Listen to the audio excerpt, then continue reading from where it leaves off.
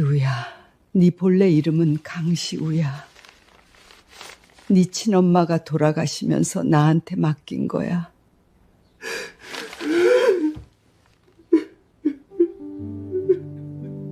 안녕하세요.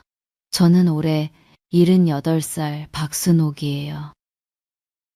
오늘 제가 할 이야기는요. 재벌가에서 버림받은 6살짜리 어린 도련님을 제가 목숨 걸고 숨겨서 키운 이야기예요. 30년을 꽁꽁 숨겨왔는데 끝까지 들어보시면 진짜 기가 막히실 거예요. 이야기 시작 전 구독과 좋아요를 눌러주신다면 여러분의 가족과 주변 사람 모두에게 건강과 행복한 기운을 전달하실 수 있을 거예요. 자, 그럼 지금부터 제 사연 들려드릴게요. 저는 47살 때부터 강시 본가에서 청소부로 일했어요. 남편은 일찍 떠나고 자식도 없어서 먹고 살려면 어디든 닦고 쓸고 할 수밖에 없었거든요. 강 회장님 댁이 서울 성북동에 큰 저택이 있었는데 방만 15개가 넘는 집이라 청소하는 사람이 저 말고도 둘이 더 있었어요. 근데 저는 그 중에서 제일 오래됐고 안채 살림까지 맡고 있었으니까 집안 사정을 안 볼래야 안 볼 수가 없었죠. 강 회장님한테는 아들이 둘이 있었어요. 큰 아들 강태성, 작은 아들 강태준. 이 이름은 좀 기억해 두세요. 중요하거든요. 큰아들 태성 씨는 성격이 참 온화한 분이었어요. 저 같은 청소부한테도 항상 수고한다고 인사를 건네는 사람이었는데 작은 아들 태준이는 글쎄 처음부터 눈빛이 달랐어요. 뭐라고 해야 하나 차갑다기보다는 계산하는 눈이랄까요. 저한테는 눈길도 안 주면서 형 태성 씨 뒤에서 뭔가 늘 재고 있는 느낌이었거든요. 큰아들 태성 씨 부인이 윤서진이라는 분이었는데 이 며느리가 참 살뜰한 사람이었어요. 제가 허리가 아파서 복도에 쪼그려 앉아 있으면 서진 씨가 지나가다가 괜찮으냐고 물어봐주고 한 번은 파스까지 가져다 준 적도 있었거든요. 재벌가 며느리가 청소부한테 그렇게까지 하는 집이 어디 있겠어요. 그래서 저도 서진 씨한테는 마음이 갔어요. 솔직히. 그리고 시우, 태성 씨랑 서진 씨 사이에서 태어난 아들인데 제가 처음 그 아이를 본 게 돌잔치 때였어요. 눈이 동그랗고 볼이 통통한 게 누가 봐도 복덩이였는데 여러분 아세요? 그때는 그 아이가 제 인생을 송두리째 바꿔놓을 줄은 꿈에도 몰랐어요. 1997년이었어요. 강 회장님이 지병으로 돌아가셨는데 돌아가시기 전에 유언장을 써놓으셨더라고요. 장남 태성 씨한테 경영권을 물려주고 장손 시우한테 지분 대부분을 남긴다는 내용이었대요. 저야 청소부니까 직접 본 건 아니지만 집안 분위기가 갑자기 싸해지는 건 느낄 수 있었어요. 그 유언장이 나온 뒤로 태준이 표정이 확 변했거든요. 전에는 그래도 형 앞에서 웃는 신용이라도 했는데 그때부터는 입을 꽉 다물고 무슨 생각을 하는지 아무도 모르게 돌아다녔어요. 그러고 나서 2달이 채 안 됐을 때예요. 큰아들 태성 씨가 교통사고로 돌아가셨어요. 갑작스러운 사고라고 했는데 참 이상한 게 있었어요. 사고 나기 며칠 전에 태성 씨 전속 운전기사 김정우라는 사람이 차를 정비소에 맡겼다는 얘기가 있었거든요. 근데 그 정비 기록이 나중에 슬그머니 사라졌다는 거예요. 저는 그때 그게 무슨 뜻인지 정확히는 몰랐는데 가슴이 철렁했어요. 뭔가 맞지 않는 느낌이랄까요. 태성 씨가 돌아가시고 나서 서진 씨가 완전히 무너졌어요. 원래 몸이 약한 분이었는데 남편 장례까지 치르고 나니까 며칠 만에 얼굴이 반쪽이 됐더라고요.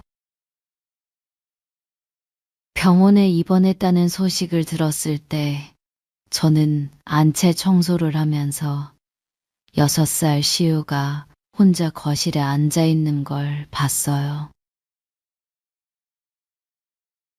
엄마 어디 갔냐고 물어보지도 않고 그냥 조용히 앉아서 뭔가를 기다리는 것 같은 눈이었는데 그 눈빛이 지금도 잊히질 않아요.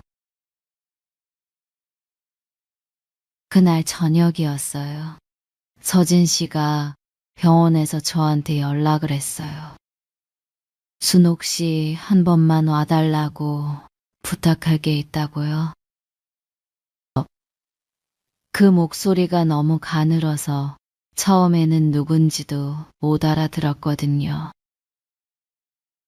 병원에 갔더니 서진 씨가 침대에 누워서 손에 봉투 하나를 꽉 쥐고 있었어요.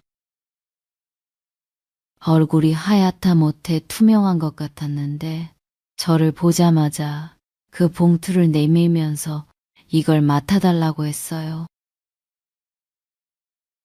시우가 어른이 될 때까지 절대 아무한테도 보여주지 말고 지켜달라고요. 제가 왜 저한테 이러시냐고 했더니 서진 씨가 그러더라고요. 이 집에서 순옥 씨밖에 믿을 사람이 없다고. 시어머니도 안 계시고 친정도 멀고 태준이 도련님이 시우를 가만 안 놔둘 거라고요. 여러분, 재벌가 며느리가 청소부한테 자기 아들 목숨을 맡기는 거예요. 그게 얼마나 다급하면 그랬겠어요. 봉투 안에 뭐가 들었는지는 그때 열어보지 않았어요. 서진 씨가 열어보지 말라고 했으니까요. 시우가 어른이 되면 그때 열라고. 근데 유서가 들어있다는 것, 그리고 태준이가 무슨 짓을 했는지 증거가 있다는 것, 그 정도만 서진 씨 입에서 직접 들었어요. 녹음한 테이프도 있다고 했는데 태준이가 전화로 누군가한테 형의를 처리하라고 한 통화를 몰래 녹음한 거라더라고요. 서진 씨 손을 잡았는데 얼음장 같았어요. 그 손이 봉투를 저한테 넘기면서 마지막 힘을 다 쓴 것 같았는데 그날 밤 서진 씨가 돌아가셨어요. 저는 병원 복도에 앉아서 봉투를 무릎 위에 올려놓고 한참을 멍하게 있었어요. 다리에 힘이 하나도 없었거든요. 이걸 내가 어떻게 해야 하나, 청소부인 내가 이 짐을 어떻게 지나 싶어서 머릿속이 하얘졌어요. 근데 정신이 번쩍 든 건 시우 생각이 났을 때였어요. 서진 씨가 돌아가셨으니 6살 시우는 이제 그 넓은 본가에 혼자 남은 거잖아요. 아버지도 없고 어머니도 없고 할아버지도 없는 아이를 태준이가 어떻게 할지 생각만 해도 등골이 서늘했어요. 지금 생각해도 그날 밤이 제 인생에서 가장 긴 밤이었어요. 봉투를 가슴에 품고 택시를 잡아타면서 저는 그날 처음으로 내가 뭔가를 해야 한다는 걸 느꼈어요. 본가에 돌아왔을 때 시우가 안방에서 자고 있었는데 이불을 발끝까지 끌어올려 덮고도 몸을 웅크리고 있더라고요. 6살짜리가 무슨 걱정이 그리 많은지 자면서도 이마에 주름이 잡혀 있었어요. 저는 그 아이 옆에 앉아서 봉투를 꽉 안은 채로 밤을 새웠어요.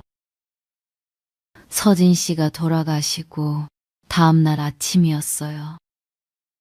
본가에 사람들이 오가기 시작했는데 분위기가 장례집 같으면서도 뭔가 달랐어요. 슬퍼하는 사람보다 수군대는 사람이 더 많았거든요. 저는 평소처럼 안채 청소를 하면서 귀를 세웠는데 태준이가 아침 일찍부터 서재에 들어가서 누군가한테 전화를 하더라고요. 문이 닫혀 있어서 내용은 못 들었지만 목소리 톤이 장례를 치르는 사람 목소리가 아니었어요. 뭔가를 지시하는 낮고 빠른 말투였거든요.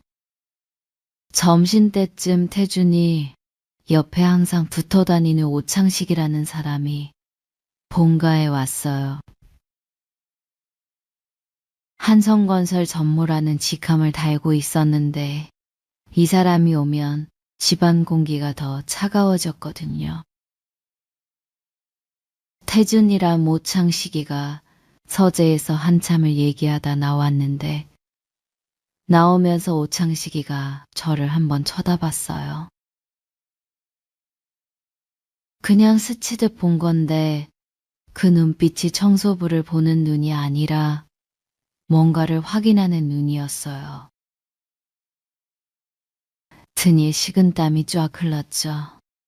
그날 오후에 태준이가 시우를 데리고 거실에서 뭔가 얘기를 했대요. 저는 부엌에서 설거지를 하고 있었는데 다른 가정부한테 들은 건데 태준이가 시우한테 이제 작은아버지가 다 알아서 할 테니까 걱정하지 말라고 했다더라고요. 6살짜리한테 그 말이 무슨 위로가 되겠어요. 근데 진짜 소름 끼쳤던 건 그 다음이에요. 태준이가 가정부한테 시우짐을 좀 싸놓으라고 했대요. 며칠 안에 다른 데로 보낼 거라면서요. 여러분, 그 말 듣는 순간 손에 들고 있던 그릇을 떨어뜨릴 뻔했어요. 다른 데로 보낸다는 게 무슨 뜻이겠어요? 허화원이든 먼 친척이든 이 아이를 본가에서 치우겠다는 거잖아요. 아버지, 어머니, 할아버지 다 잃은 6살짜리를 자기 눈앞에서 치우겠다는 거예요. 그 순간 서진 씨가 마지막에 했던 말이 귓가에서 맴돌았어요. 태준이 도련님이 시우를 가만 안 놔둘 거라고 했던 그 말이요. 저는 그날 밤 잠을 한숨도 못 잤어요. 봉투를 청소 도구함 이중바닥에 숨겨놨었는데 꺼내서 만져보고 또 넣어두고를 몇 번이나 반복했는지 몰라요. 이걸 가지고 시우를 데리고 나가야 하나 아니면 봉투만 잘 숨기고 내 할 일만 하면 되나 머릿속이 엉망이었거든요. 근데 새벽 3시쯤 시우가 잠결에 엄마를 찾으면서 훌쩍이는 소리가 복도까지 들렸는데 그 소리 듣고 마음을 정했어요. 새벽 4시에 움직였어요. 제 짐이라고 해봐야 옷 몇 벌이랑 봉투가 전부였는데 시우 옷가지를 비닐봉지에 대충 쑤셔 넣고 시우를 깨웠어요.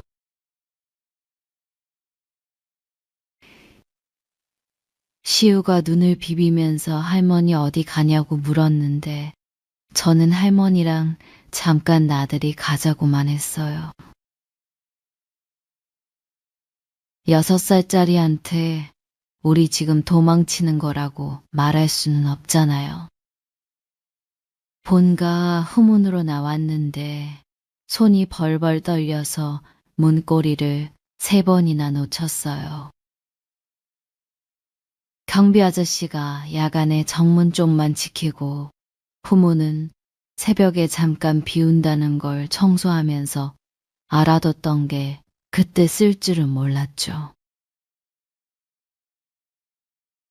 시우 손을 잡고 골목으로 나와서 큰 뒤까지 거의 뛰다시피 했는데 시우가 다리가 짧으니까 잡고 넘어지려고 해서 결국 업었어요. 47에 6살짜리를 업고 뛰는 게 보통 일이 아니었지만 그때는 힘든 줄도 몰랐어요. 큰 길에 나와서 택시를 잡았는데 여기서 제가 머리를 좀 썼어요. 참, 이 부분이 중요해요. 바로 서산으로 가면 나중에 택시기사가 기억할 수도 있잖아요. 그래서 일부러 서울역으로 가자고 했어요. 서울역에 내려서 전라도 방면 시외버스 터미널 쪽으로 걸어가는 척하면서 일부러 매표소에서 광주행 시간표를 물어봤거든요. 사람들 눈에 전라도로 가는 것처럼 보이게 하려고요. 그리고 나서 슬그머니 빠져나와서 다른 출구로 나간 다음에 천안행 버스를 탔어요. 천안에서 다시 서산 가는 버스로 갈아탄 거죠. 버스 안에서 시우가 배고프다고 했는데 급하게 나오느라 먹을 걸 하나도 못 챙겼더라고요. 터미널 매점에서 삶은 달걀이랑 우유를 사줬는데 시우가 달걀 껍데기를 까면서 저한테 할머니는 안 먹냐고 물었어요. 그 말에 코끝이 찡했는데 저는 괜찮다고 하면서 시우 머리를 쓸어 넘겼어요. 이 아이가 지금 무슨 상황인지도 모르고 나한테 달걀 걱정을 해주는구나 싶으니까 이 아이를 꼭 지켜야겠다는 마음이 뼛속까지 박혔어요. 서산에 도착한 건 그날 오후 늦게였어요. 저는 서산에 아는 사람이 딱 한 명 있었는데 옛날에 같은 식당에서 일하던 동료 언니 집이었어요.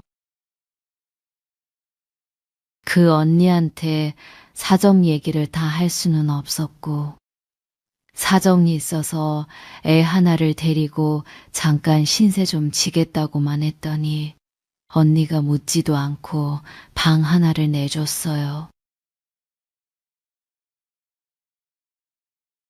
그 좁은 방에 시우랑 둘이 들어앉았을 때 그제야 다리가 풀리면서 주저앉았어요. 우리가 해낸 건지 아니면 더 큰일이 시작된 건지 그때는 알 수가 없었거든요. 시우가 방 구석에 앉아서 저를 올려다보면서 할머니 우리 언제 집에 가냐고 물었는데 저는 대답을 못했어요. 입을 열면 울음이 나올 것 같아서 그냥 이불을 꺼내서 시우를 눕히고 등을 토닥여줬어요. 시우가 잠이 들고 나서야 저는 봉투를 꺼내서 무릎 위에 올려놓고 한참을 들여다봤어요. 이 안에 뭐가 들었는지, 서진 씨가 뭘 남긴 건지 궁금했지만 열어보지 않았어요. 서진 씨가 시우가 어른이 되면 열라고 했으니까 그 약속만은 지키고 싶었거든요. 그날 밤 언니네 집 마당에 나가서 하늘을 올려다봤어요. 별이 쏟아지는 시골 하늘이었는데 서울 성북동에서는 한 번도 못 본 하늘이었어요. 47 먹은 청소부가 재벌가 도련님을 데리고 도망쳐서 시골 마당에 서 있는 거잖아요. 이게 말이 되는 상황인가 싶었는데 방 안에서 시우가 뒤척이는 소리가 나니까 다시 정신이 들었어요. 말이 되든 안 되든 이제 이 아이는 내가 지켜야 하는 거였어요. 서산에 자리를 잡은 지 일주일쯤 됐을 때였어요. 언니네 집에 계속 신세를 질 수는 없으니까 근처에 방 하나 얻어야겠다 싶어서 읍내 쪽으로 돌아다니면서 싸고 작은 방을 찾았어요. 보증금 50만 원에 월세 15만 원짜리 반지하 방이 하나 있었는데 곰팡이 냄새가 났지만 어쩌겠어요. 제 주머니 사정에 그게 최선이었거든요. 시우를 데리고 들어가서 이불 깔고 누웠는데 시우가 여기서 살 거냐고 물어보길래 저는 당분간 그렇다고만 했어요. 근데 밤을 구하고 나니까 바로 큰 문제가 생겼어요. 시우를 학교에 보내려면, 병원에 데려가려면 뭘 하려 해도 이 아이 이름이 강시우면 안 되는 거예요. 태준이가 찾으면 바로 들통이 나잖아요. 그래서 제가 이 아이를 제 아들로 올려야겠다고 마음먹은 건데 여러분 이게 쉬운 일이 아니거든요. 47 먹은 혼자 사는 여자가 갑자기 6살짜리 아들이 있다고 신고하는 게 말이 되겠어요. 읍사무소를 찾아갔는데 담당 직원이 서류가 어떻게 되느냐고 물어보길래 저는 미혼모인데 사정이 있어서 이제야 신고한다고 했어요.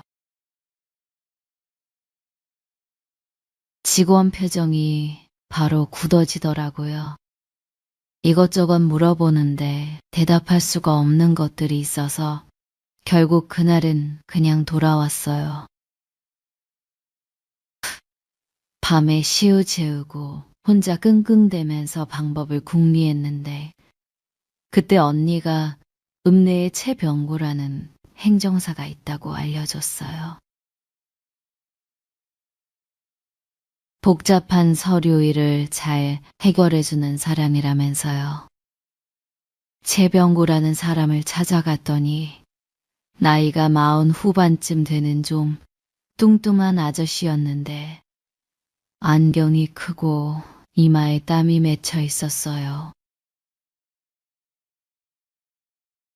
제 사정을 다 말할 수는 없었고 사정이 있어서 아이를 늦게 신고해야 하는데 방법이 없겠냐고만 했거든요. 병구 씨가 처음에는 어렵다고 고개를 저었어요. 근데 제가 시우를 데리고 간 날 시우가 병구 씨한테 아저씨 안녕하세요 하고 꾸벅 인사를 했는데 병구 씨가 그 모습을 보더니 한참 동안 아무 말이 없다가 한번 알아보겠다고 하더라고요.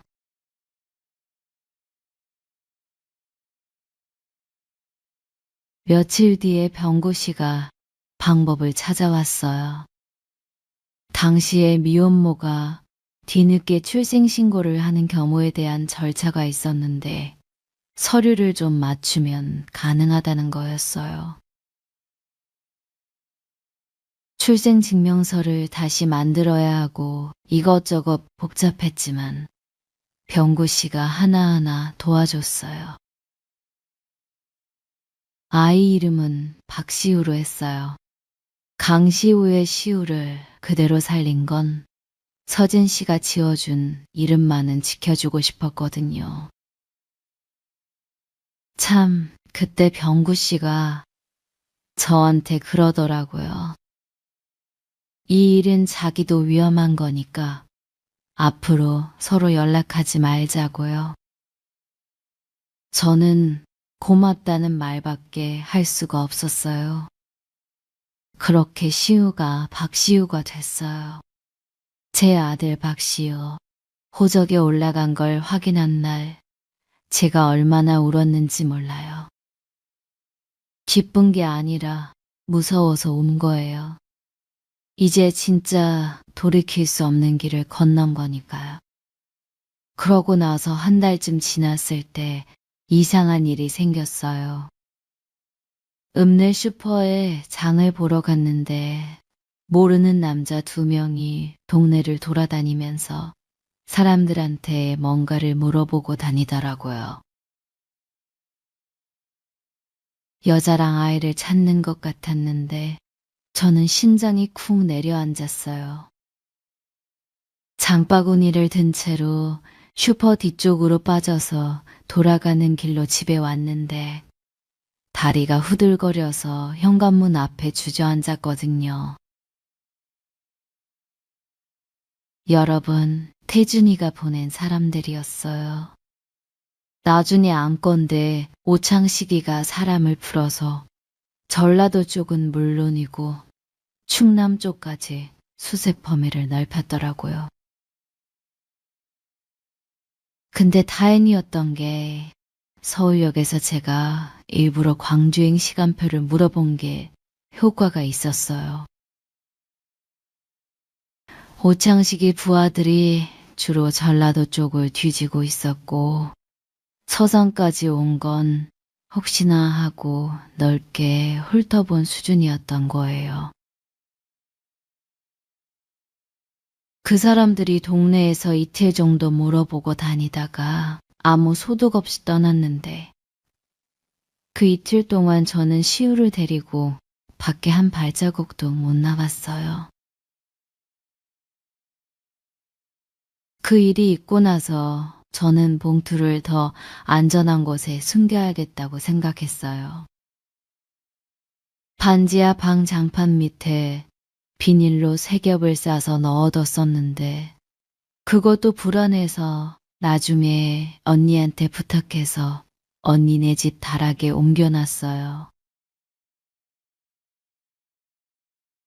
봉투를 옮기면서 손에 들고 있는 시간이 길어지니까 그때 처음으로 이 안에 뭐가 들었는지 너무 궁금해지더라고요. 서진 씨가 열어보지 말라고 했지만 이걸 지키려면 안에 뭐가 있는지는 알아야 하지 않나 싶은 마음이 올라왔어요. 근데 참았어요. 서진 씨한테 한 약속이니까. 다만 서진 씨가 입으로 직접 말해준 것들, 유서가 있다는 것, 시우 출생증명서 원본이 있다는 것, 태준이가 전화로 누군가한테 뭔가를 지시한 녹음 테이프가 있다는 것. 이 3가지만 기억하고 있으면 된다고 스스로 다짐했어요. 이게 말이 된다고 생각하세요? 청소부가 재벌가의 비밀 증거를 품고 시골 반지하에서 아이를 키우고 있는 거잖아요. 가끔 밤에 시우가 잠든 뒤에 천장을 보면서 생각했어요. 내가 지금 뭘 하고 있는 건가? 이 봉투가 아니었으면 그냥 서진 씨 장례에 조의금 내고 다른 집 청소 자리를 찾아갔을 텐데, 이 봉투 하나 때문에 내 인생이 완전히 다른 길로 접어든 거였어요. 시우는 그 사이에 조금씩 서산 생활에 적응하고 있었어요. 처음에는 밤마다 엄마를 찾으면서 울었는데 한 달쯤 지나니까 울음이 줄었거든요. 대신 말이 없어졌어요. 전에는 할머니 이거 뭐야, 할머니 저거 뭐야 하면서 종일 물어보던 아이가 어느 순간부터 조용히 저만 따라다니면서 제가 하는 일을 가만히 지켜보더라고요. 제가 빨래를 하면 옆에 앉아 있고, 제가 밥을 하면 부엌 문 앞에 서 있고, 그게 더 마음이 아팠어요. 6살짜리가 말을 안 하는 게 울음보다 더 무서운 거더라고요. 저는 시우한테 약속 하나를 했어요. 할머니가 절대 안 떠난다고, 어디를 가든 같이 간다고요. 시우가 고개만 끄덕였는데 그 작은 고개 끄덕임이 저한테는 계약서보다 무거웠어요.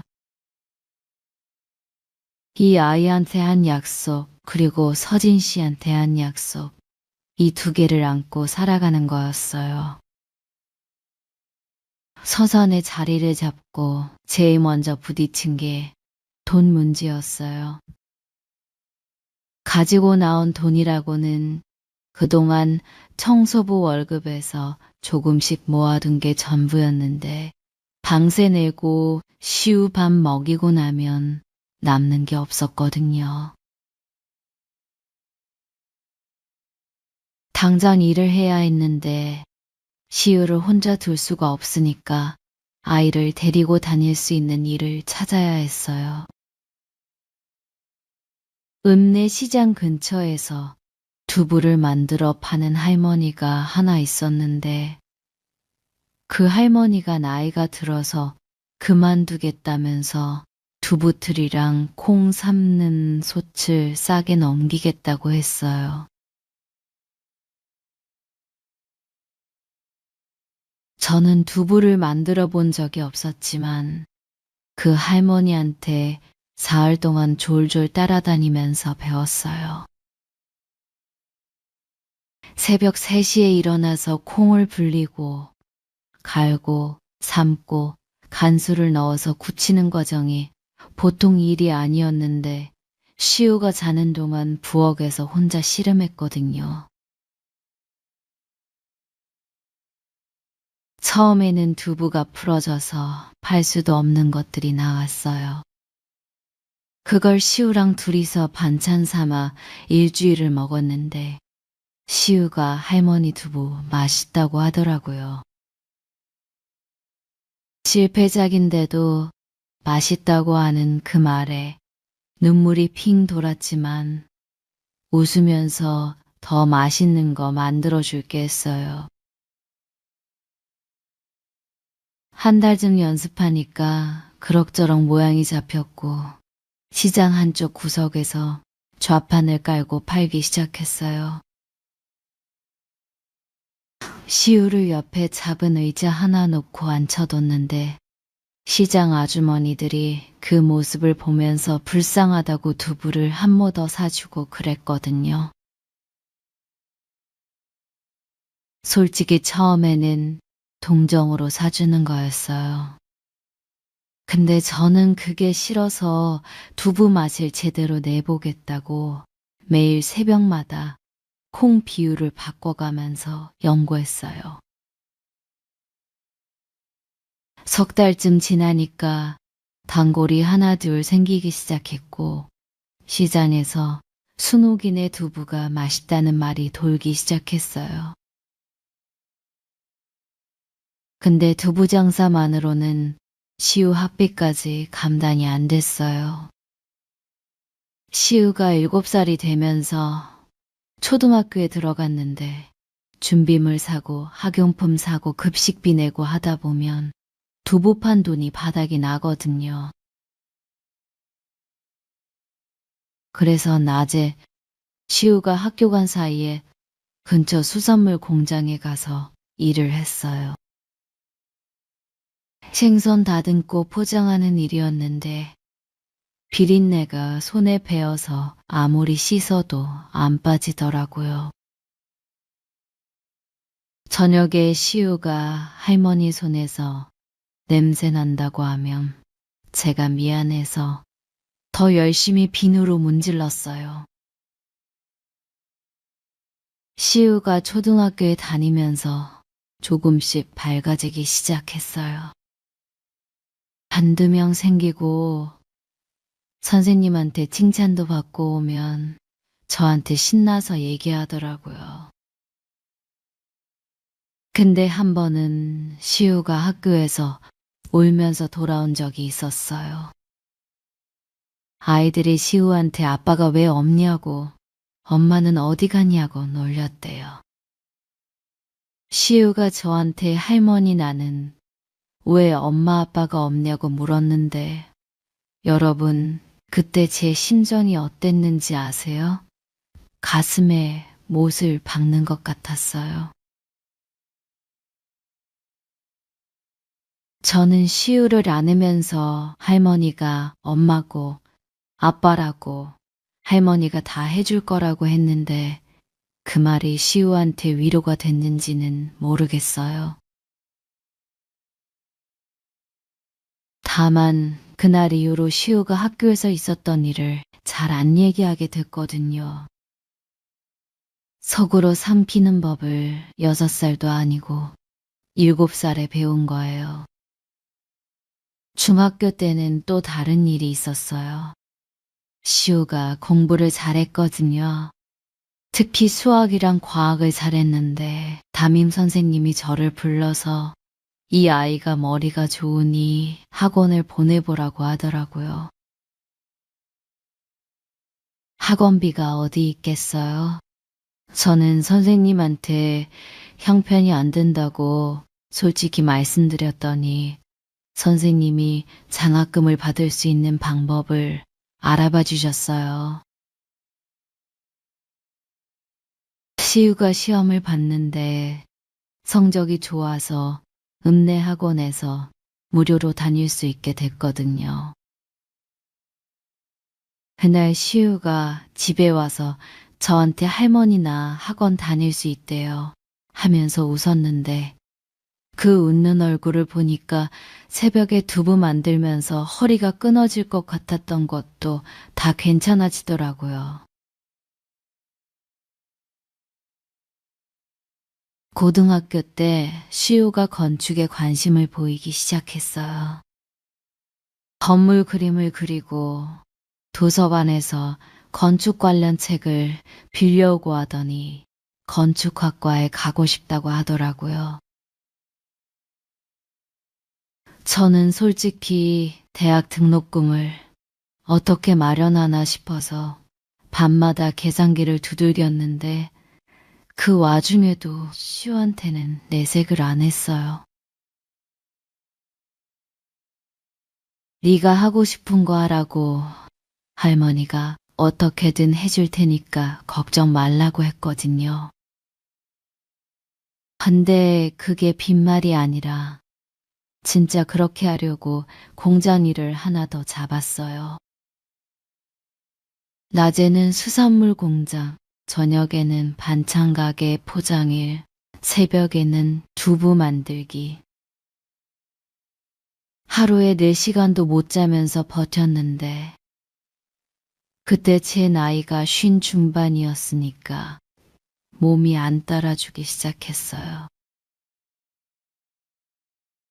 무릎이 시큰거리고 허리가 펴지지 않는 날이 많아졌거든요.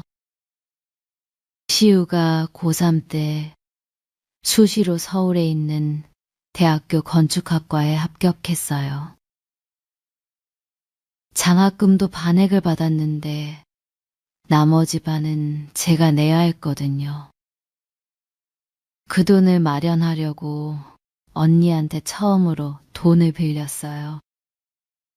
언니가 묻지도 않고 빌려주면서 순호가 몸 좀 챙기라고 하더라고요. 그 한마디에 화장실 가서 몰래 울었어요. 누가 저한테 몸 챙기라는 말을 해준 게 얼마만인지 모르겠더라고요. 시우가 서울로 대학을 간다고 했을 때 저는 한편으로 불안했어요. 서울에 가면 혹시 강신의 사람들 눈에 띄지 않을까 싶었거든요. 근데 시우는 박시우라는 이름으로 서산 출신으로 되어 있으니까 설마 연결이 되겠나 싶기도 했어요. 시우를 서울 올려보내던 날 버스터미널에서 시우가 할머니 고마워요 하고 고개를 숙였는데 저는 뒤돌아서야 울었어요. 12회를 붙어 있다가 처음으로 떨어지는 거였으니까요. 그 뒤로 저는 서산에서 혼자 두부를 만들면서 시우한테 매달 생활비를 붙였어요. 시우는 방학 때마다 내려와서 두부 만드는 걸 도와줬는데 대학 다니면서도 과외 아르바이트를 해서 용돈은 자기가 벌겠다고 하더라고요.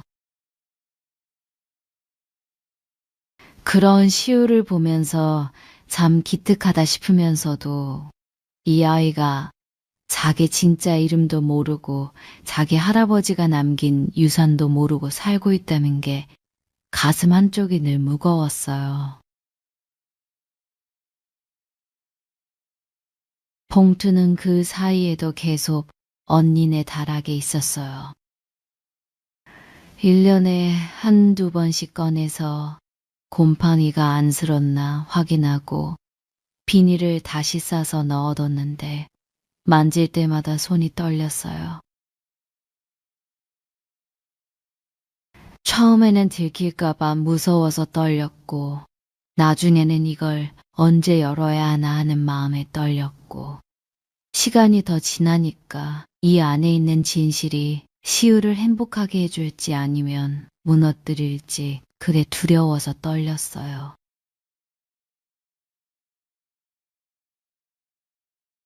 봉투 하나를 품고 사는 게 이렇게 무거운 일인 줄 그때는 정말 몰랐어요. 시우가 대학을 졸업한 게 2019년이었어요.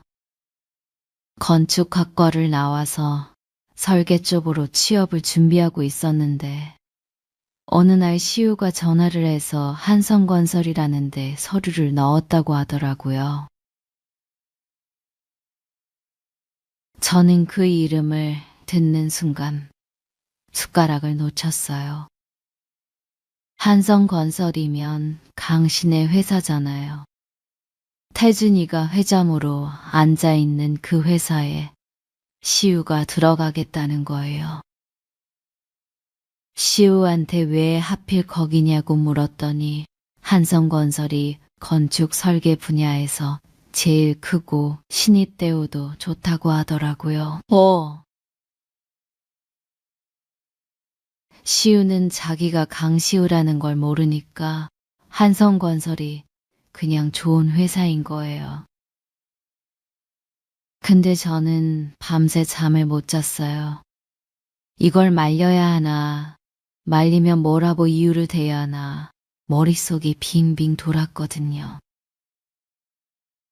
거기 가지 말라고 하면 시우가 왜 그러냐고 물을 텐데 사실은 네가 그 집안 손자라서 그런다고 말할 수도 없는 노릇이잖아요.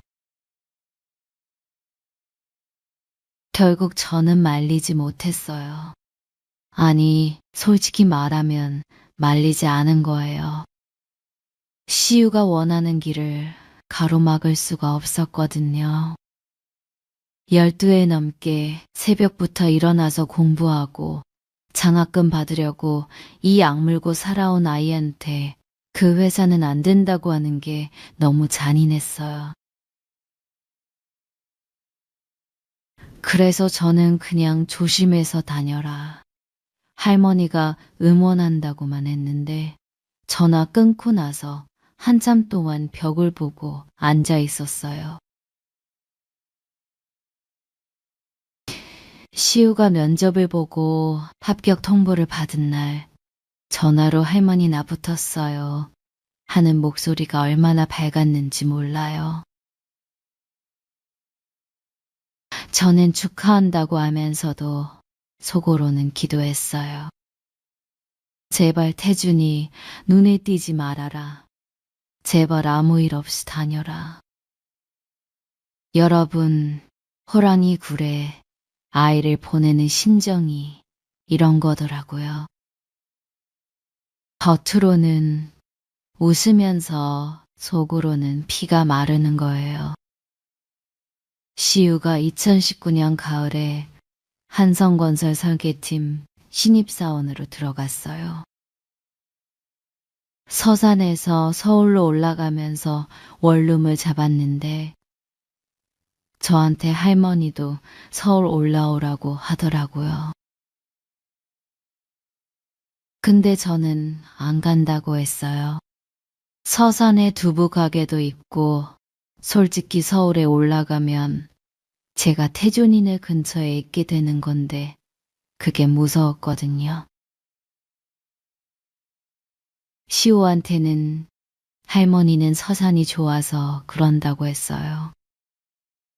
시우가 회사에 다니기 시작하면서 일주일에 한 번씩 전화를 했어요.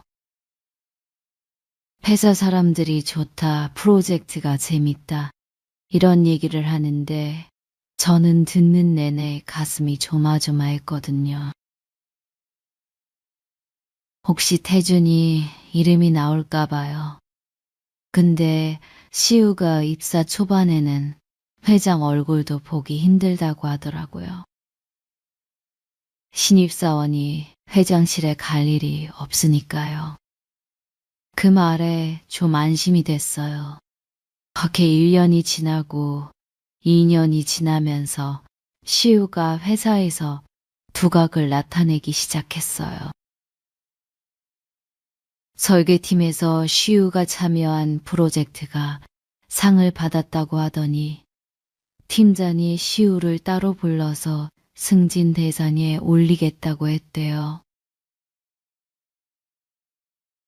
시우가 전화로 할머니 나 대리됐어요 하고 좋아하는데 저는 잘했다 잘했어 하면서도 마음 한쪽이 무거웠어요.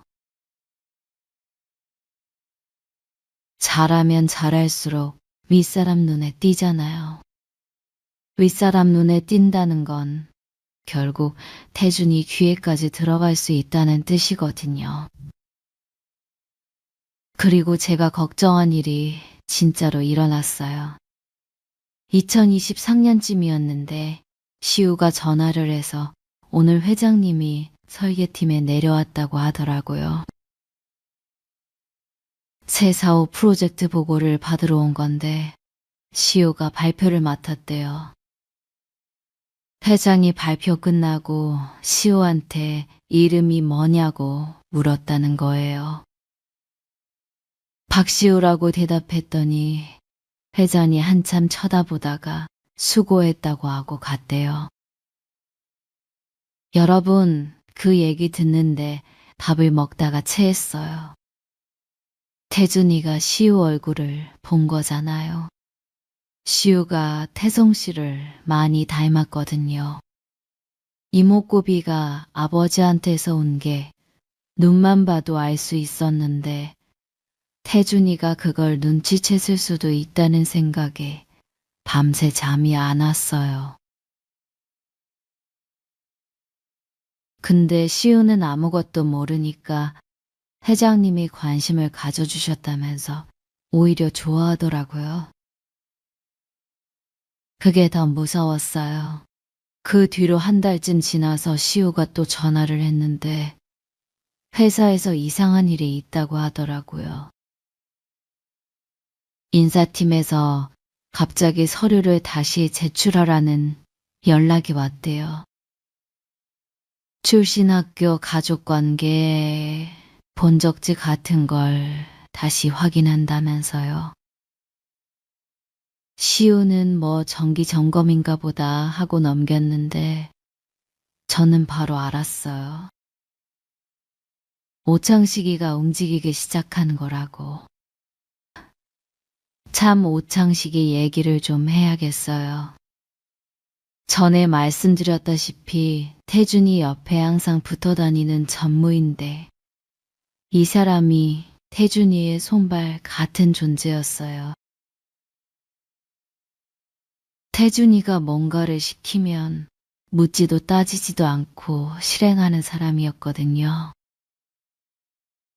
30년 전에 저랑 시우를 찾으려고 사람을 풀었던 것도 이 오창식이었고, 이제 회사 안에서 박시우라는 직원의 신원을 캐기 시작한 것도 이 사람이었어요.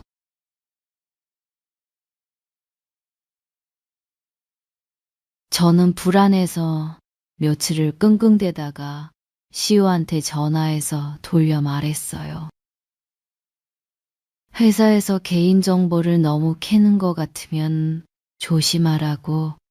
요즘 세상에 그런 거 함부로 내주는 거 아니라고요. 시우가 할머니 왜 그러냐고 웃으면서 넘겼는데 저는 웃을 수가 없었어요. 오창식이가 서산까지 파고들면 최병구 행정사가 해준 출생신고 기록이 나올 수도 있는 거잖아요. 그 연결고리가 이어지면 박시우가 강시우라는 게 드러나는 건 시간 문제였거든요. 그 즈음에 저는 봉투를 확인하러 언니네 다락에 갔어요. 꺼내서 비닐을 벗겨보고 봉투가 멀쩡한 걸 확인한 다음에 다시 싸서 넣어뒀는데 그때 문득 이런 생각이 들었어요. 이 봉투를 여는 날이 생각보다 빨리 올 수도 있겠구나. 30년을 기다리자고 했는데 태준이 쪽에서 먼저 다가오고 있으니까 내가 먼저 준비를 해야 하는 건 아닌가 싶었어요. 근데 그 준비라는 게 뭔지를 모르겠더라고요. 법을 알아야 하는 건지, 변호사를 찾아야 하는 건지, 청소부인 제가 뭘 어떻게 해야 하는 건지. 시우는 2024년에 과장으로 승진했어요. 입사 5년 만에 과장이면 빠른 거라고 하더라고요. 시우가 전화로 할머니 나 과장 됐어요 하는데 저는 축하한다고 하면서도 속으로는 이 아이가 이 회사에서 더 올라가기 전에 진실을 알려줘야 하는 건 아닌가 하는 생각이 자꾸 들었어요. 근데 어떻게 말해요? 시우야, 사실 너는 박시우가 아니라 강시우고 내 할아버지가 이 회사를 세운 사람이고 너를 쫓아낸 작은아버지가 지금 내 위에 앉아있는 회장이야. 이걸 어떻게 말하겠어요. 그래서 저는 또 밀었어요. 봉투를 안고 30년 가까이를 미뤄온 사람이 하루 이틀 더 미루는 게 뭐 대수겠냐 싶으면서도 이번에는 뭔가 달랐어요. 전에는 시간이 편이었는데 이제는 시간이 적이 되기 시작한 거였거든요. 2024년 가을이었어요. 시우가 과장 승진하고 바빠진다고 전화가 뜸해지던 때였는데 저한테 먼저 문제가 생겼어요. 두부를 만들려고 새벽에 일어났는데 기침이 멈추질 않았거든요. 한두 달 전부터 가끔 기침이 나오긴 했는데 감기려니 했어요. 근데 그날은 기침을 하다가 손바닥에 피가 묻었어요. 빨간 게 아니라 검붉은 피였는데 손바닥을 보는 순간 다리에 힘이 쫙 빠지더라고요. 병원에 가기가 무서웠어요. 솔직히 병원비도 걱정이었지만 진짜 무서웠던 건 결과였거든요. 내가 아프면 시우는 어떻게 되나, 봉투는 어떻게 하나, 그 생각부터 들었어요. 며칠을 미루다가 결국 읍내 병원에 갔는데 엑스레이를 찍고 나서 의사가 표정이 안 좋더라고요. 큰 병원에 가서 정밀 검사를 받아보라면서 소견서를 써줬는데 제 손이 떨려서 그 종이를 접지도 못하겠더라고요. 전안에 있는 큰 병원에 가서 검사를 받았어요. 기계 안에 들어가서 한참을 누워 있었는데 그 시간이 얼마나 길었는지 몰라요. 결과가 나오기까지 일주일을 기다렸는데 그 일주일 동안 두부를 만들면서도 손이 자꾸 멈추고 시장에 나가서도 멍하니 서 있는 시간이 많아졌어요. 단골 아주머니가 순옥씨 어디 아프냐고 물어봤는데 저는 그냥 웃기만 했어요. 결과를 들으러 간 날 의사가 폐암 3기라고 했어요. 여러분, 그 세 글자를 듣는 순간 의사 입이 계속 움직이는데 소리가 안 들리더라고요. 수술이 어렵고 항암 치료를 해봐야 한다는 말을 나중에야 겨우 알아들었는데 저는 그 자리에서 온 게 아니에요. 멍했어요. 진료실을 나와서 병원 복도 의자에 앉았는데 1시간을 그냥 앉아 있었거든요. 내가 죽으면 봉투는 누가 지키나, 시우한테 진실은 누가 알려주나 그 생각뿐이었어요. 서산으로 돌아오는 버스 안에서 창밖을 보면서 계산을 했어요. 의사가 치료를 하면 시간을 벌 수 있다고 했는데 치료비가 만만치 않은 거잖아요. 두부 팔아서 모은 돈으로는 턱도 없었고 시우한테 손 벌리기는 싫었어요. 이 아이한테 돈 부담까지 지우면 안 되니까요. 근데 그보다 더 급한 게 있었어요. 내가 이 봉투를 안고 죽으면 진실이 영영 묻히는 거잖아요. 서진 씨한테 한 약속, 시우한테 한 약속 다 물거품이 되는 거예요. 그날 밤 두부가게 문을 닫고 혼자 앉아서 처음으로 진지하게 생각했어요. 이제 더는 미룰 수가 없구나. 30년을 기다렸는데 내 몸이 더 못 기다리겠다고 하는 거니까. 서진 씨가 시우가 어른이 되면 열라고 했는데 시우가 29이면 충분히 어른이잖아요.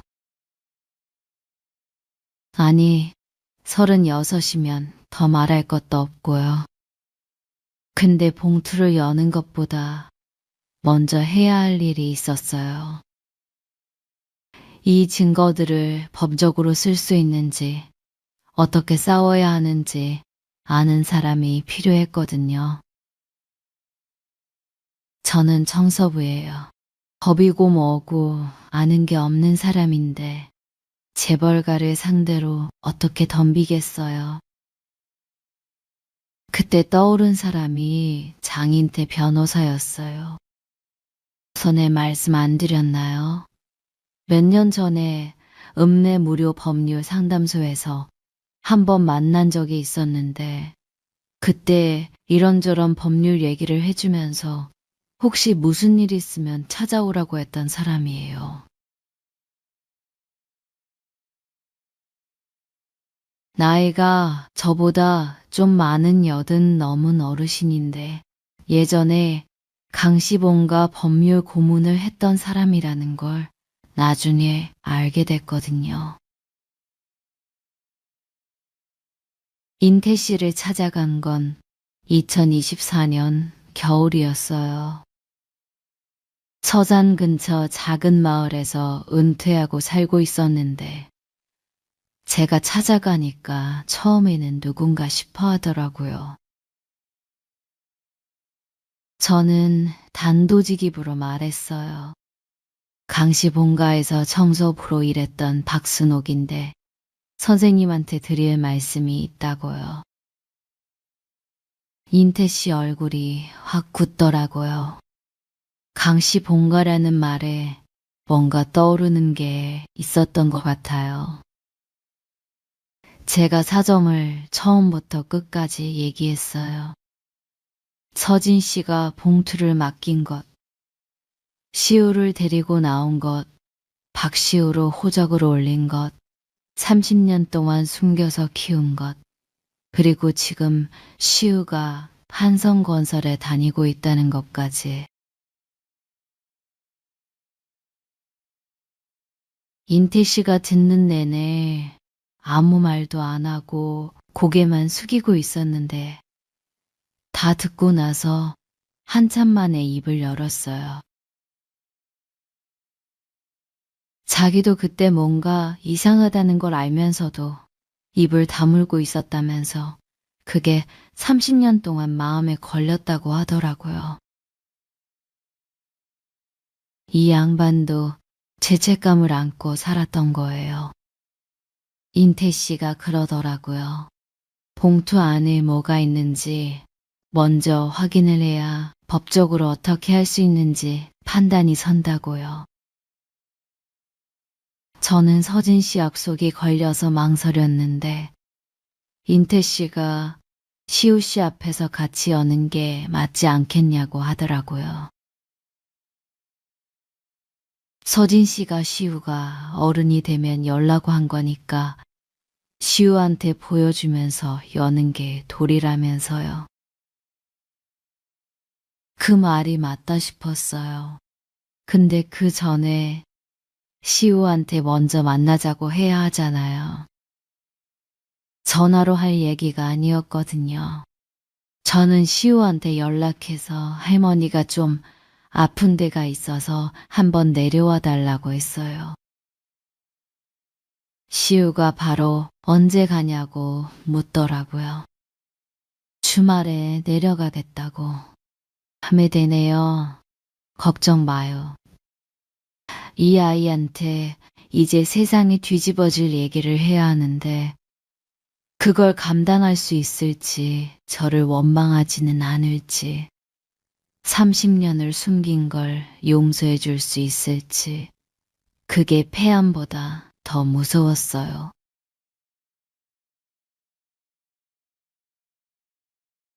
시우가 내려오기로 한 주말 전날 밤에 저는 언니네 다락에서 봉투를 꺼내왔어요. 30년 만에 이 봉투가 다락 밖으로 나온 거예요. 비닐새 겹을 벗기고 봉투를 손에 들었는데 종이가 누렇게 변해 있었어요. 서진 씨가 이걸 쥐고 있던 그 밤이 떠올라서 봉투를 가슴에 안고 한참을 앉아 있었어요. 서진 씨, 저 약속 지켰어요. 30년 걸렸지만 이제 열게요. 아무한테도 들리지 않는 말을 중얼거리면서요. 시우가 서산에 내려온 건 2025년 초봄이었어요. 문을 열고 들어오는데 얼굴이 많이 야리어 있더라고요. 회사에서 바쁘다더니 밥을 제대로 못 먹은 게 딱 보였어요. 저는 부엌에 가서 된장찌개를 끓이면서 시우한테 밥부터 먹자고 했어요. 할 얘기가 산더미인데도 밥을 먼저 먹이고 싶었거든요. 이게 어쩌면 이 아이한테 편하게 해주는 마지막 밥상이 될 수도 있으니까요. 밥을 다 먹고 나서 시우가 할머니 어디가 아프냐고 물었어요. 저는 그 질문에 바로 대답을 못하고 잠깐 뜸을 들였는데 시우 눈이 불안해지는 게 보이더라고요. 저는 천천히 말했어요. 할머니가 폐가 안 좋아서 치료를 받아야 하는데 그것보다 먼저 시우한테 해야 할 얘기가 있다고요. 시우가 무슨 얘긴데 그러냐면서 제 손을 잡았는데 그 손이 따뜻해서 잠깐 용기가 났어요. 봉투를 꺼냈어요. 누렇게 변한 봉투를 식탁 위에 올려놓으니까 시우가 그게 뭐냐고 물었거든요. 저는 처음부터 얘기했어요. 시우야, 이건 내 친엄마가 돌아가시기 전에 할머니한테 맡긴 거라고. 시우 얼굴이 하얗게 변했어요. 항마라는 말을 이해 못하겠다는 표정이었는데 저는 멈추지 않고 계속 말했어요. 내 본래 이름은 강시우고 아버지는 강태성이라는 분이고 어머니는 윤서진이라는 분인데 두 분 다 네가 6살 때 돌아가셨다고요? 그리고 할머니는 내 친할머니가 아니라 강씨 본가에서 일하던 청소부였다고요. 여러분, 그 말을 하는데 제 목소리가 떨려서 제가 무슨 말을 하고 있는지도 모르겠더라고요. 시우가 한참 동안 아무 말도 안 하고 저를 쳐다봤어요. 눈이 빨개지면서 뭐라고 하려다가 입을 다물고 또 뭐라고 하려다가 입을 다물고를 몇 번을 반복하더니 고개를 푹 숙이더라고요. 식탁 위에 이마를 박듯이 숙여서 어깨가 들썩이는데 울음소리가 안 나왔어요.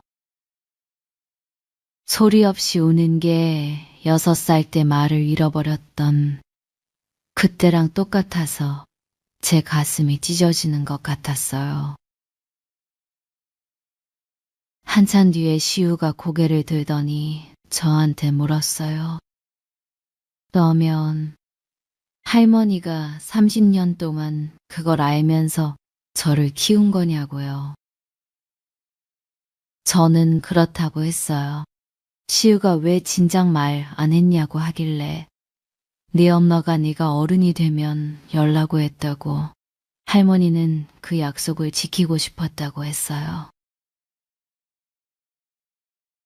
시우가 또 한참을 말이 없었는데 갑자기 저한테 그러더라고요.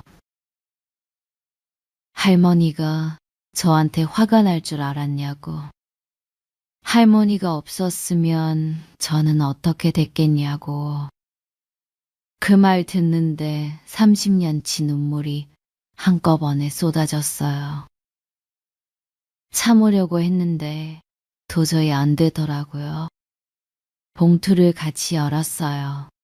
시우 손이 떨려서 제가 봉투 입구를 잡아주고 시우가 안에 있는 것들을 꺼냈는데 서진 씨가 쓴 유서, 시우 출생증명서 원본, 그리고 카세트 테이프 하나가 나왔어요.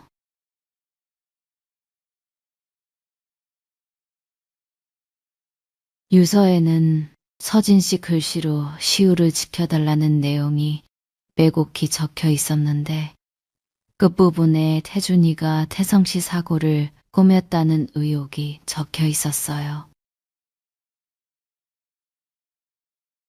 시우가 유서를 읽다가 손이 벌벌 떨렸거든요. 카세트 테이프는 서진 씨가 몰래 녹음한 거였는데 저희한테 테이프를 들을 장비가 없었어요. 인태 씨한테 가져가야 했거든요. 다음날 시우를 데리고 인태 씨 집에 갔어요. 인태 씨가 시우를 보자마자 한참을 쳐다보더니 태성 씨를 빼닮았다면서 고개를 절레절레 젓더라고요. 인태 씨가 동네 전자기기 수리점에서 카세트 플레이어를 빌려왔는데 테이프를 넣고 재생 버튼을 누르는 순간 방 안이 조용해졌어요. 테이프에서 태준이 목소리가 나왔어요. 누군가한테 전화를 하면서 형차 건은 알아서 처리하라는 말이 나왔거든요. 그리고 아이는 자기가 처리할 테니까 신경 쓰지 말라는 말도. 시우가 테이프를 듣다가 주먹을 꽉 쥐었는데 손등에 핏줄이 선명하게 서더라고요. 인태 씨도 입을 꽉 다물고 듣고 있었는데 테이프가 끝나고 나서 이건 쓸 수 있다고 하더라고요. 바로 증거로 쓰기는 어렵지만 수사를 촉발시킬 수 있는 단서가 된다면서요. 인태 씨가 그날 밤에 법적 절차를 정리해 줬어요. 먼저 가정법원에 친자 확인 소송을 내서 시우가 강시우라는 걸 법적으로 인정받아야 하고 그 다음에 상속권 회복 소송을 하고 동시에 검찰에 강태준의 횡령 혐의를 고발하는 순서로 가야 한다고요.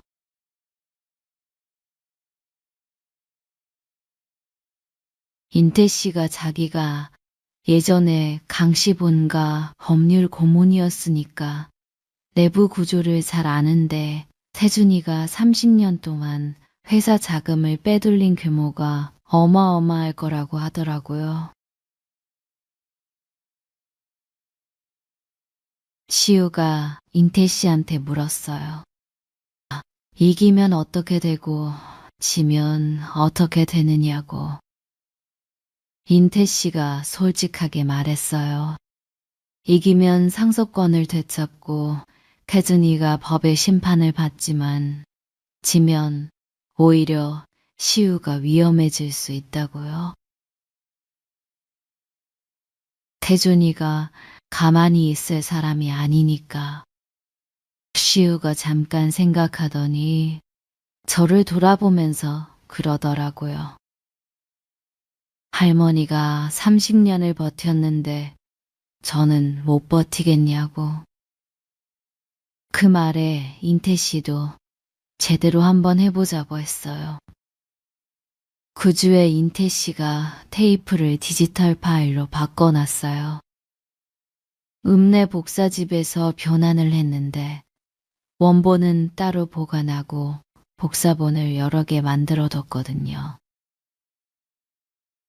그리고 가정법원에 친자 확인 소송 서류를 준비하면서 동시에 기자한테도 연락을 했어요. 인태 씨가 예전에 알던 기자가 있었는데 재벌가 비리 전문으로 쓰는 사람이라 관심을 보이더라고요. 가정법원에 소송을 넣자마자 태준이 쪽에서 바로 반응이 왔어요. 오청식이가 시우한테 직접 전화를 해서 무슨 짓이냐면서 협박을 했대요. 시우가 저한테 전화해서 걱정 말라고 하면서도 목소리에 긴장이 묻어나더라고요. 인태 씨가 예상한 대로였어요. 태준이가 가만히 있을 리가 없었거든요. 근데 인태 씨가 한 수를 먼저 뒀어요. 소송을 넣기 전에 기자한테 자료를 미리 줘놓았던 거예요. 소송 소식이 알려지자마자 기사가 나왔는데 한성건설 회장 강태준이 30년 전 조카를 내쫓고 유산을 독점한 의혹이 있다는 내용이었거든요. 기사가 나가자 여론이 들끓기 시작했어요. 방송사에서도 연락이 오고 검찰에서도 움직임이 보이기 시작했어요. 저는 서산집에서 그 기사를 읽으면서 손이 떨렸어요. 30년 동안 숨기고 또 숨기던 게 세상에 나온 거잖아요. 무서우면서도 한편으로는 이상하게 후련했어요. 서진 씨, 이제 됐죠? 이제 세상이 알게 됐어요. 혼자서 중얼거렸는데 그때 기침이 나오면서 또 피가 비쳤거든요. 몸은 점점 안 좋아지는데 여기서 쓰러지면 안 된다 싶어서 이를 악물었어요. 시우가 끝까지 갈 때까지 나는 버텨야 했어요. 기사가 나간 뒤로 세상이 난리가 났어요. 제 서산집 앞에까지 기자들이 찾아왔는데 저는 문을 안 열었어요. 인태 씨가 언론 대응은 자기가 할 테니까 순옥 씨는 밖에 나가지 말라고 했거든요. 시우도 회사에서 난처해졌을 텐데 전화로 할머니 걱정 말라고만 하더라고요. 이 아이가 어릴 때부터 속으로 삼키는 버릇이 있어서 오히려 그게 더 마음이 쓰였어요. 가정법원에서 친자 확인 소송이 시작됐는데 핵심은 시우의 혈액 검사였어요.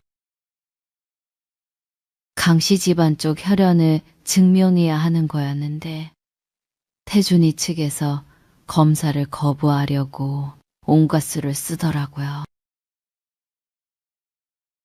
변호사를 4~5명이나 붙여서 절차상 하자가 있다느니 출생신고 자체가 위조라느니 하면서 시간을 끌었어요. 근데 인태 씨가 서진 씨의 유서와 출생증명서 원본을 제출하면서 서산 읍사무소 기록까지 다 확보해놨거든요. 법원에서 직권으로 검사를 명령했고 결과가 나왔는데 시우가 강태성의 친아들이라는 게 확인됐어요. 여러분, 그 결과를 전화로 들었을 때 저는 두부가게 바닥에 주저앉았어요. 30년이에요. 30년 동안 이 아이가 진짜 누구인지를 세상이 몰랐는데 이제 법원이 인정한 거잖아요. 시우가 강시우라는 걸, 강 회장님의 친손자라는 걸, 전화를 잡고 있는 손에 힘이 풀리면서 그냥 울었어요. 기쁜 건지 서러운 건지 모를 눈물이었어요. 친자 확인이 되자마자 인태 씨가 바로 상속권 회복 소송을 냈어요. 강 회장님, 유원장의 장손한테 지분 대부분을 남긴다고 되어 있었으니까 시우가 그 장손이라는 게 증명된 이상 상속권이 시우한테 있는 거였거든요.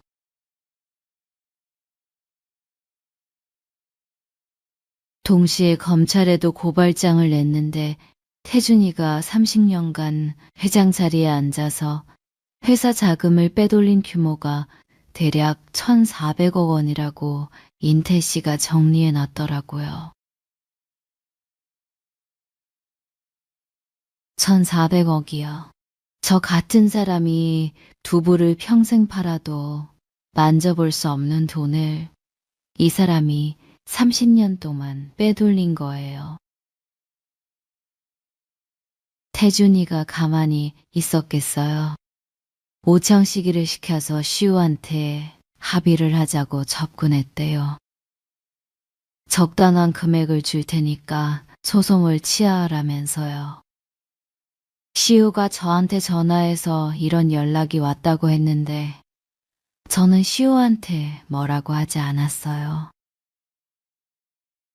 이건 시우가 결정할 문제니까요. 근데 시우가 그러더라고요. 할머니가 30년을 지켜온 건 돈 때문이 아니잖아요. 진실 때문이잖아요. 그러니까 저도 진실을 끝까지 가져가겠다고요. 그 말 듣는데 시우가 이렇게 컸구나 싶어서 가슴이 벅찼어요. 검찰이 움직이기 시작하면서 태준이 회사가 흔들렸어요. 한성건설 주가가 곤두박질 치고 이사회에서도 술렁이기 시작했다는 소식이 들려왔거든요. 인태 씨가 그러더라고요. 태준이가 법적으로 궁지에 몰리면 자기 사람들부터 정리하려 들 거라고. 그 말대로 오창식이가 먼저 검찰에 불려갔는데 이 사람이 자기 살겠다고 태준이 지시를 받고 한 일들을 하나씩 풀기 시작했대요. 30년 전에 시우 찾으려고 사람을 풀었던 것, 회사 자금 빼돌리는 걸 도운 것, 시우 신원조사를 한 것까지 전부. 오창식이가 입을 열자 태준이 쪽이 무너지기 시작했어요. 검찰이 태준이 자택과 사무실을 압수수색했는데 거기서 나온 장부들이 인태 씨가 예상한 것보다 더 심했대요. 횡령만 아니라 배임까지 줄줄이 나왔거든요. 방송에서 속보로 나오는 걸 서산집에서 작은 텔레비전으로 봤는데 태준이가 검찰청 들어가면서 기자들 앞에서 고개를 숙이는 모습이 나오더라고요. 30년 전에 6살짜리 조카를 내쫓을 때는 그렇게 담담하던 사람이 이제야 고개를 숙이는 거예요. 지금 생각해도 치가 떨려요. 그리고 태성 씨 사고에 대해서도 재수사가 시작됐어요. 테이프에 나온 태준이 목소리, 차 거는 알아서 처리하라는 그 통화가 단서가 된 거였는데 검찰이 당시 운전기사 김정우도 수사 대상에 올렸대요. 이건 아직 진행 중이라 결과가 어떻게 될지는 모르겠지만 서진 씨가 목숨을 걸고 녹음한 그 테이프가 30년이 지나서 빛을 본 거잖아요.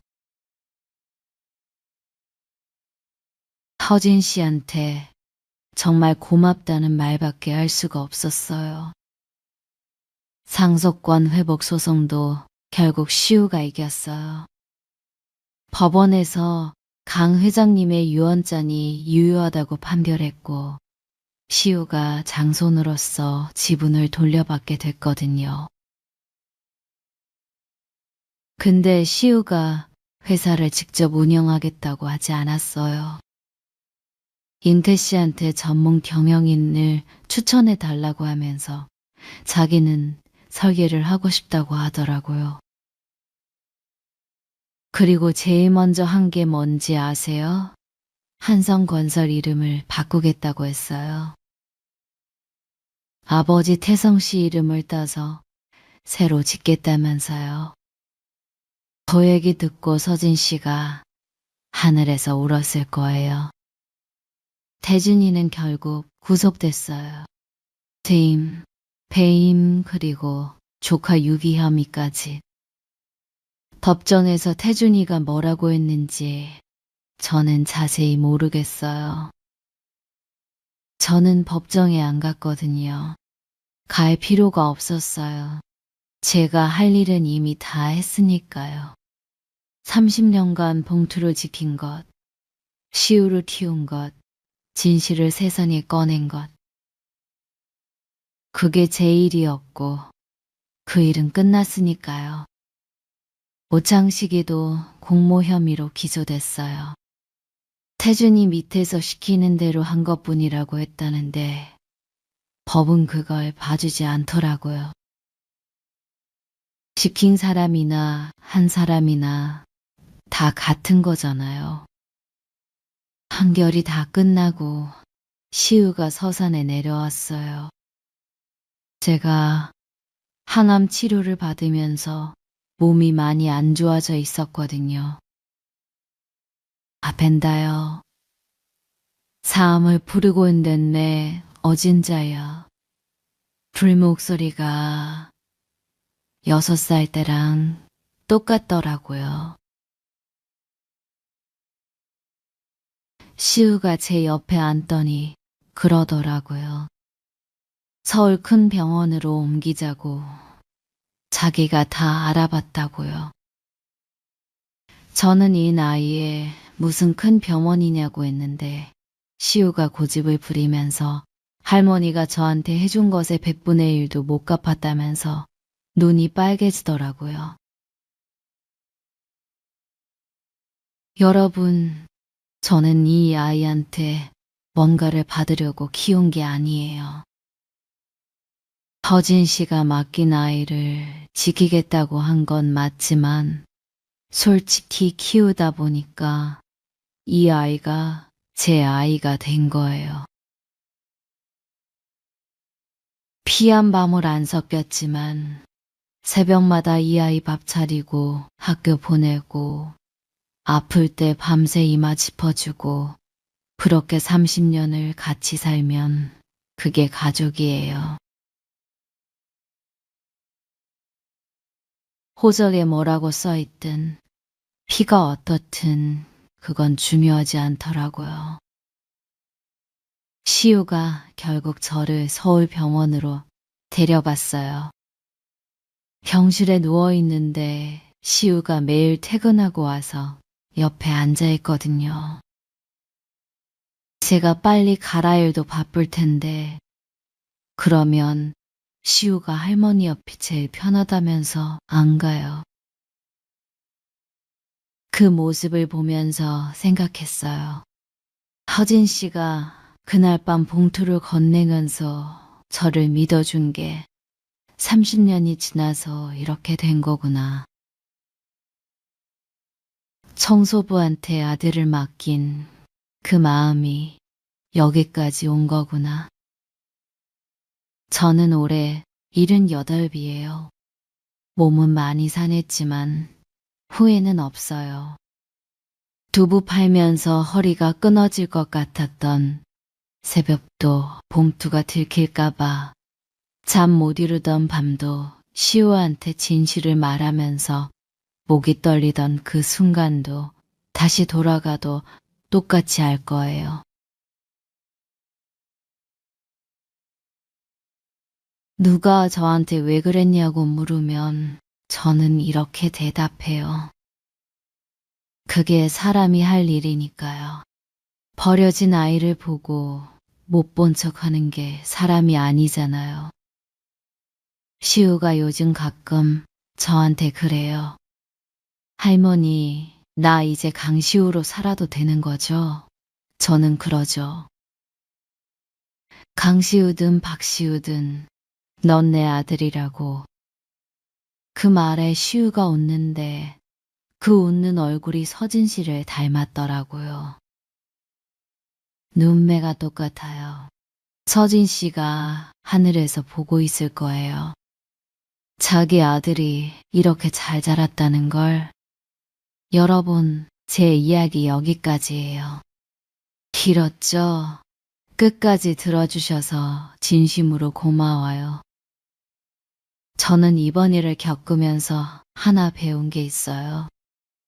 억울한 일을 당했을 때 소리 지르고 울면 그 순간은 좀 풀릴지 몰라도 남는 게 없더라고요. 근데 이 악물고 차근차근 준비하면요. 반드시 진실이 나오는 날이 와요. 저도 그랬으니까요. 혹시 지금 억울한 일 겪고 계신 분이 있으시면요. 포기하지 마세요. 준비하는 사람이 이기더라고요. 결국에는. 그리고요. 시어머니랑 저처럼 오해 때문에 사이가 틀어졌다가 다시 가까워질 수도 있어요. 진심은 늦더라도 통하거든요. 저는 그걸 이번에 알았어요. 여러분 이야기도 궁금해요. 혹시 비슷한 경험 있으시면 댓글로 한 줄만 남겨주세요. 다 읽어볼게요. 구독 눌러주시면 다음에 또 제대로 된 사연 하나 들고 찾아올게요. 오늘도 들어주셔서 고맙습니다.